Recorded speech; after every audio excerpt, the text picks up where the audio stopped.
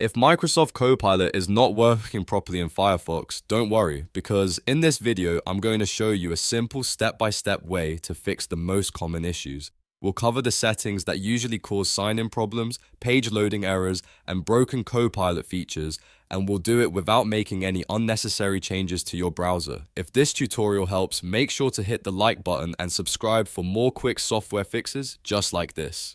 Alright, let's jump right in. First, open Firefox on your computer. Once Firefox is open, look to the top right corner and click the menu button. This is the icon with the 3 horizontal lines. From the menu, go to Extensions and Themes and then click Extensions.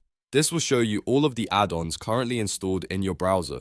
Now, temporarily turn off extensions that may interfere with Microsoft Copilot. The most common ones include uBlock Origin, Privacy Badger, and Ghostery. These privacy and ad blocking tools are very useful, but sometimes they can block scripts, cookies, or page elements that Copilot needs in order to load correctly. To disable an extension, simply switch it off. Don't worry, this is only temporary, and you can turn it back on later after testing Copilot. After disabling those extensions, the next step is to clear cookies just for Microsoft sites. This is important because old or corrupted cookies can cause sign-in issues or prevent Copilot from working properly. To do this, click the menu button again, then click Settings. Inside Settings, go to Privacy and Security. Scroll down until you find Cookies and Site Data. In that section, click the option for Clear Data for specific sites. Now use the search box and type Microsoft. Look through the results and remove those entries. Then search for Office and remove those entries as well. After that, search for Live and remove those entries too.